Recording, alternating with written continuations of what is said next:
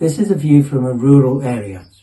Our Climate Cafe has worked on a number of low-carbon initiatives, but there's only time to tell you about one. For 3 years, we've been working on creating a safe network of active travel multi-user paths. But for a small group of volunteers, the scale of creating 20 kilometers of path is colossal, and we've run into barriers and complications, notably land acquisition and match funding. If we stand back, we have to conclude that the system for realising our ambitions for a comprehensive network of paths across Scotland is deeply flawed. Active travel is a national priority and money has been made available. However, if we compare the system for road improvements like the A9 dualling with how cycle paths are created, we find a very stark contrast. In rural areas, it's left to volunteers to apply for funding, to secure community support, and to project manage a complicated piece of work. Our local authority and Sustrans have both been very helpful, but it's left to us to do the work. We have few powers and it all relies on a few individuals. Public bodies can make strategic decisions in the public interest. These decisions can be backed up by powers to deliver, including, for example, compulsory purchase. The current situation leads to piecemeal, patchy developments, which often depend on a few committed individuals. If your area doesn't have them, active travel doesn't happen. If your area does have committed individuals, they can become frustrated by the sheer scale of the undertaking. So our message is that the Scottish Government needs to do more than set priorities and targets. The systems for active travel, home energy, community energy, woodland development and so on need to be reviewed. We need realistic national strategies backed by resources.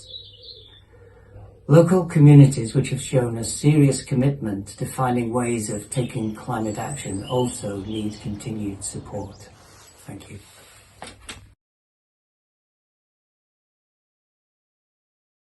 Hello, my name is Sue Patterson and I'm with a small organisation based in Banchory, Aberdeenshire called Deeside CAN. CAN stands for Climate Action Network, but it also stands for Care and Nurture, which is why we're working together. We want to care and nurture for our beautiful planet. How we're working together is based on Vice President Al Gore's 3 focuses.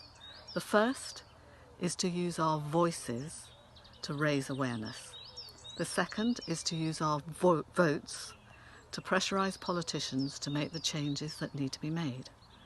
And the third is to use our choices to make sure that we choose a better way of living that's more sustainable for our planet. We're running 4 projects at the moment. The first is carbon footprint. We're running carbon footprint workshops to help people measure their carbon footprint and to reduce it in half within the next 10 years. So far we've run 1 workshop. It was attended by many people all over Scotland, and we're planning to do several more in the near future. The second project is called the Wildlife Friendly Village. That was inspired by a programme on Countryfile, and in particular a village in Suffolk called Risby. And the purpose of the Wildlife Friendly Village is to set aside at least 20% of public and private land for wildlife. That means providing food and shelter for wildlife, bird boxes, bat boxes, bug hotels, areas of food, and making sure that there's a little bit of untidiness in the garden so that there's space for us to share with our wildlife. The third project we're doing is food waste, and that's to do with the huge amount of food that is thrown away by supermarkets at the end of each day. We're going into the supermarkets, picking up the food that's about to be thrown away as it reaches its sell-by date, and then the next day either giving it away or making it into meals that can be frozen and given away.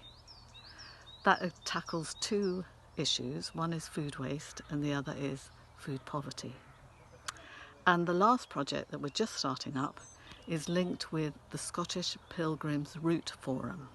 We have several beautiful walks here in Aberdeenshire, and what we want to do is to layer onto those walks programmes for contemplation and learning related to nature and the environment and biodiversity. And what we want to do is to lead that up into COP26, so help people to have time and space to think and contemplate about what we're doing to our planet and how to change that. As a very small organisation, we want to amplify our voice, and particular in the run-up to COP26. So joining bigger organisations like NESCAN, which stands for North East Scotland CAN, and SCAN, which stands for Scottish Communities CAN, is very important. And I think the more we get together in our communities and together as a bigger community will help us to get our voice heard and the changes made. What's important to realise is this is a culture change that needs to happen. And it can't just happen with businesses and politicians, it has to happen with communities as well. So our voice is really important. Thank you.